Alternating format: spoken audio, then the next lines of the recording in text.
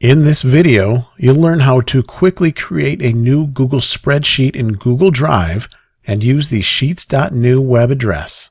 Let's get started. If you've ever created a new Google spreadsheet, chances are you've come up to the New button, clicked, and then come down and clicked on Google Sheets here to create a new Google Sheets document.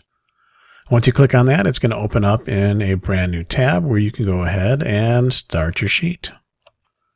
A quicker way is to navigate to the folder you want to create the document in, and then press Shift-S, and that'll immediately create a brand new spreadsheet in that folder that you were just in. Another quick way to start a brand new Google spreadsheet is come up to your address bar and then type in sheets.new. And once you press enter, it's going to open up a brand new Google spreadsheet right there in your browser. So once the sheet is open, go ahead and give it a name. And once you give it a name, it's going to show up with a folder here.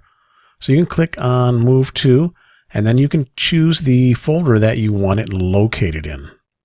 In addition to being able to type sheets.new to start a new Sheets document, you can also type sheet.new, spreadsheet.new, and spreadsheets.new.